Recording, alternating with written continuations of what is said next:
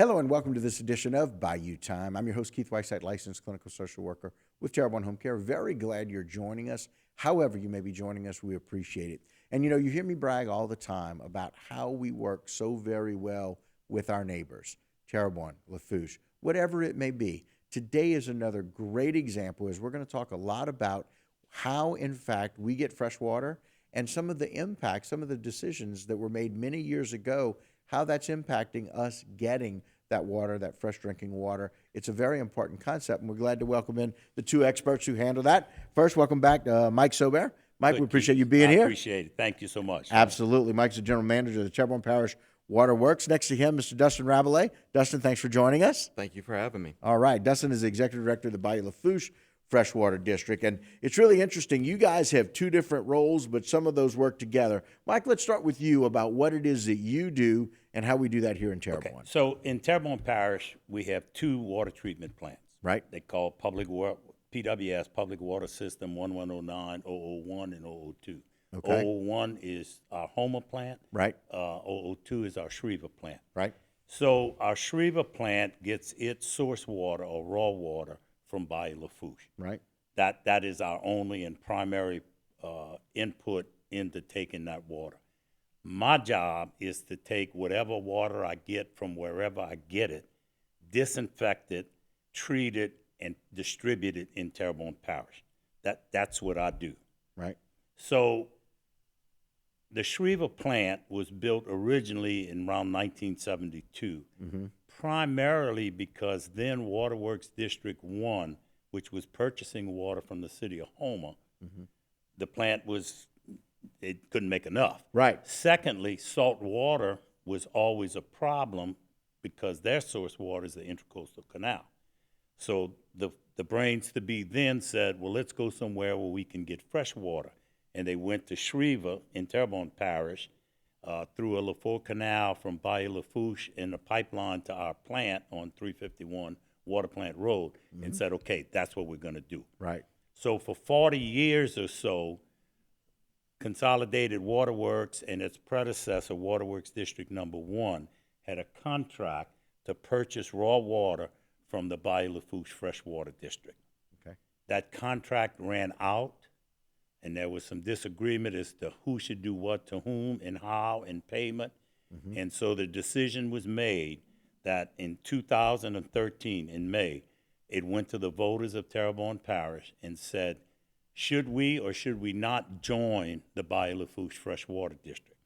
The voters overwhelmingly, it was right at 70%, said yes. Okay. But with that went several expenses. Sure. The taxpayers, the property owners of Terrebonne Parish can pay up to a maximum of 2.11 mils property tax each and every year to the Bayou Lafourche Freshwater District. That's not Consolidated Waterworks. That's not me. Right. That's the governing authority of Terrebonne Parish. Right. That's Terrebonne Parish government. Right. They said, and that's what they do. Because they did that, the voters agreed to it. We have 4 of 12 members, I think, on the board. Correct. So we have representation on the board. Right. We pay the same price for raw water as Lafourche, City of Thibodaux, Assumption, and Ascension, and we're not limited as to how much we can get. Okay? Okay. So that's how we got into the Bayou Lafourche Freshwater District. But again, my job is to take whatever water is in Bayou Lafourche, treat it, and get it to the citizens of Terrebonne Parish. Right. And so, Dustin, that's a great segue to what it is and how it is what y'all do over in Lafourche. Right. So when the Bayou Lafourche Freshwater District was created back in 1950, our number one legislative charge is to put treatable water from the Mississippi River into Bayou Lafourche. So every decision we make, everything we do, basically revolves around that one guiding principle. There are others in terms of recreation and conservation. Sure. But that is our main charge. Currently, our station that we do that, 'cause a lot of people don't realize there's no connection between the Mississippi River and Bayou Lafourche. Right. And They're that's not one of the connected. most common questions. Kind of I a get. misnomer, right? That's right. So we have to pump that water out of the river into Bayou Lafourche. And I like to say that's where the magic begins. Okay. We pump approximately 400 cubic feet per second. Okay. And then from that point, we service West Ascension, Assumption, Lafourche, and Terrebonne parishes all withdraw from that source, which is source of Bayou water. Lafourche. Right. And to be as simple as I can, basically that's what it boils down to. Okay. Without having to boil it. That's what it boils No, down to. no, yeah, Without I having would to not boil it. drink No it. pun intended. No, that's right. No. I do no. the boil water. Right, You right, don't, gotcha. He does you the know, boiling, I got I enough don't. of that problem already. Yeah, please. but quite frankly, it's a really important distinction to Yes, know it is. what the history is, Yeah. and to know that there are certain decisions that were made governing bodies. I love the fact that we go back to 1972 to look at what was done then to 2013 in May of that year, where the constituents of Terrebonne Parish said, "This is what we want to do, and we want to continue to do that." As we close this segment, I think it's also very, very important that people know that's how we get fresh drinking water Right. to our homes. Exactly right. Right? And that's right, Keith. And as I mentioned earlier, because of the salt in the Intracoastal Waterway, okay, that led to those people saying, hey, this is not going to get any better. We need to go find some fresh water. Right. And how do we go that's how about we doing got that? there. Got it. That's why we built a plant in Shreveport with no water. With no water, right. Because it hasn't rained very much, that's one of the places we get a lot of fresh water. People are starting to be a little concerned. So, Dustin, let's address why it is that we don't need to be. So what I would tell you is this. I think people need to be aware of the saltwater wedge migrating northerly in the Mississippi River. But there, at this point in time, for our district, which again is West Ascension, Assumption, Terrebonne, and Lafourche, there's no reason to panic. We have no predictions from the Corps of Engineers or anything of the sorts that wedge will migrate as far as our intakes. We have a slide, slide number 1, which shows what those predictions are, okay? And so a lot of people have asked me, well, what is it doing? Where do they think it's going to go? And so I always recommend them to this, because this is the same information that I get from the Corps of Engineers. Gotcha. And you will see that on October 29th, the salinity levels on the surface will reach river mile 105.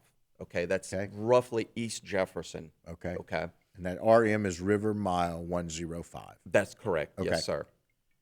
Now, what I will tell you is our intakes for the district are located at River Mile 175. So we are a long ways from the saltwater wedge, and it is there's the belief, or you know, the Corps is saying that it's not going to go past Kenner because of a bump in the river. There's a bend where there's some kind of large formation. So we monitor it, but I don't think there's any reason for anyone to panic about it. And I also want to say there needs to be a huge distinction that needs to be made between the saltwater wedge and saltwater intrusion. Okay. They're two Let's clarify very, that. very different things. Okay. So we have saltwater intrusion. You hear President Dove, President Chasson talk about that constantly. Okay. That is just saltwater that is, unfortunately, coming further and further north into our, you know, from the Gulf. From the Gulf, yes, sir. The wedge is, I would suggest, is a little bit different situation. Okay. You could commingle them, because you're correct. There is a lack of rain. We are in a drought. The central portion of the country is in a drought as well. So there's not as much pressure forcing that salt water back out into the Gulf. And until we do finally get some rain, that wedge will remain in place.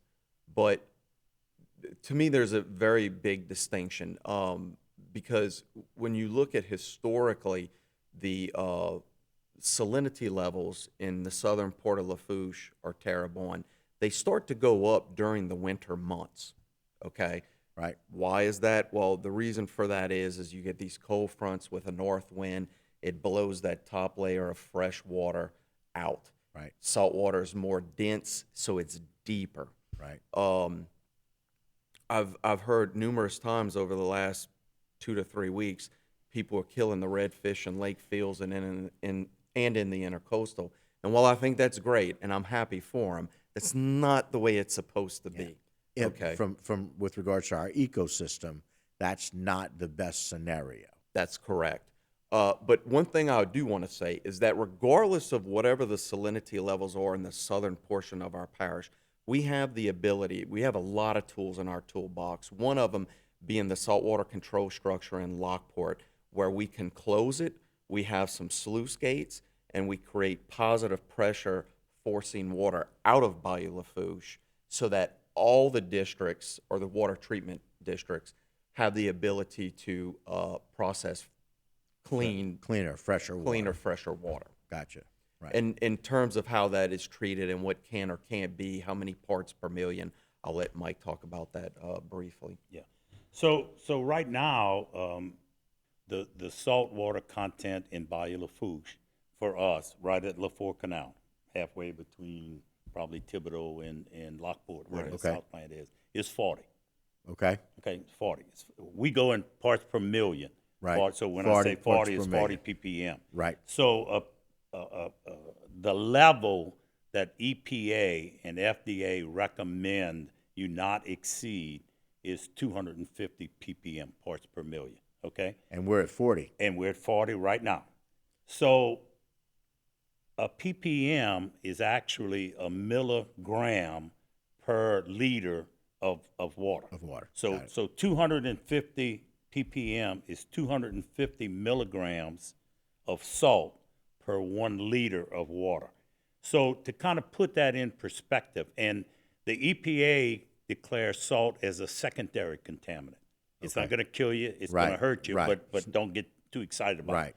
So just to give you an idea, if you eat a box of chicken from a very popular fried chicken establishment, you will consume more than 100 parts per million of salt.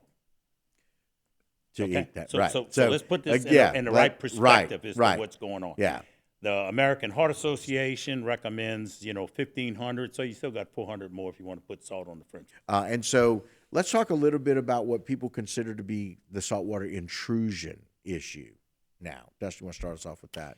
That's correct. So we spoke a little bit about that on the last segment. So the saltwater intrusion, our district is in the process. We're going to be hiring a modeling engineering firm to kind of assist me in that.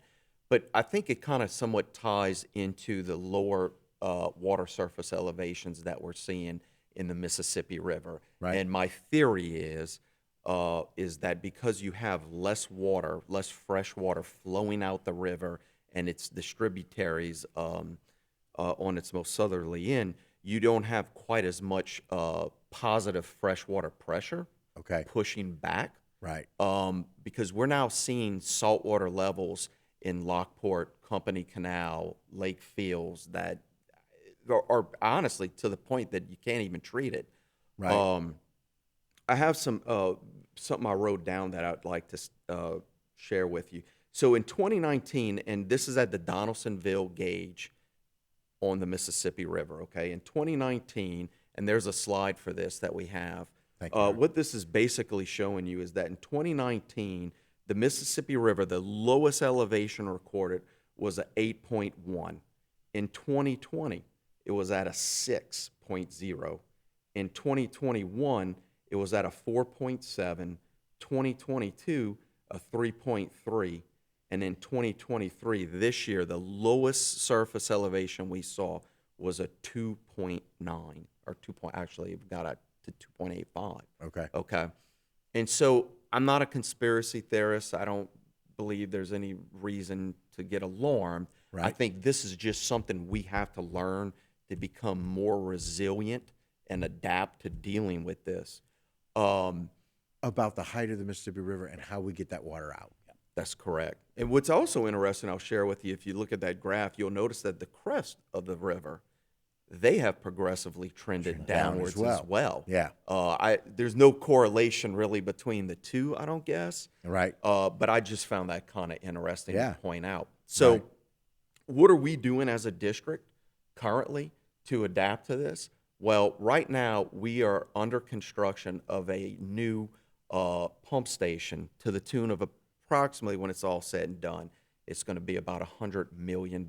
Right now, we put in 400 cubic feet a second of treatable water into the bayou. This station initially will have the capabilities to go from 400 to 1,000 CFS, cubic feet a second. Wow. With the possibility, well, not the possibility, within a few years after construction complete, we'll be at 1,500, okay? Oh, and my I think that's goodness. going to go a very long way to try to solve or help alleviate some of the problems that we're having.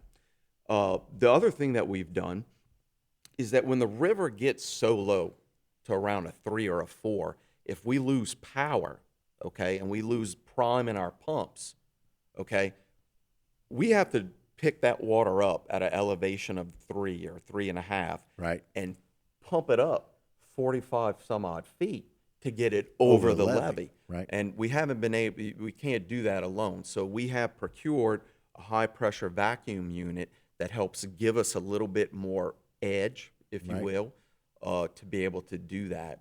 And so that's just some of the things that we're doing currently. I love it. Mike, some additional notes? Yeah, I wanted to mention, in case you're not familiar with cubic feet per second, 7.5 gallons of water per cubic foot. So his 400, he's talking about pumping 2.8 million gallons a second out of the Mississippi River into Bayou Lafourche. 2.8 million gallons So a if you second. look at where his new pump station is going, it's 1,000. So now you're talking about 7,481,000 gallons a second. So That's a lot of we water. are on Bayou Lafourche at that plant. In our business, dilution is the solution. So the more fresh water and better water he puts in, the better our water will be able to treat for you. And let's talk about what that means, what Okay. that treatment means, So, right? so There's a that clarification means there. right off the bat, a better quality of water, Right. less chemicals, a more redundant and therefore a more resilient water source that Right. we're going to be coming to. We're getting ready to spend several $1 million of our own money putting in a new pump station on Bayou Lafourche or Lafourche Canal Right. to take that better water coming from Bayou Lafourche and Right. getting it to the plant. So what Dustin So is that's doing it. from the Mississippi to Bayou Lafourche, y'all are doing in as much as moving that and forward. to his point about don't be concerned, he talked about levels possibly of 2,500 ppm in lake fields. That's some Lafourche Parish stuff. Right. For the last 100 days, we've been off the Intracoastal Canal and on Bayou Black. The salinity in the Intracoastal Canal in the last 100 days has been as low as 500 and as high as 6,000. We've been doing this for 30, 40 years. Right. And We so know we're what to do. aware of how to We do it and what to understand. do. We Right. know how to treat swamp water. Right. It's not the easiest thing in the world. It costs more, but we do it. Right. So people are going to have drinking water in Right. Terrebonne And Parish. so the bottom line is don't panic. That's it. You have a plan and you have backup plans with new equipment and new options to get the fresh coming water to online, people that coming need even it. better. Dustin, thank you so very much for joining us and Thank you sharing for the having me. information. Always Mike a as pleasure. well, we Thank you. appreciate it. Always. Thank you for clarifying and the fact that everybody take a breath. We got fresh water. We're okay. You got it. All right. That's correct. All Thank right, you, guys, sir. that will do it for us right here on this segment of Bayou Time. Don't go anywhere. A lot more local programming right here on HTV.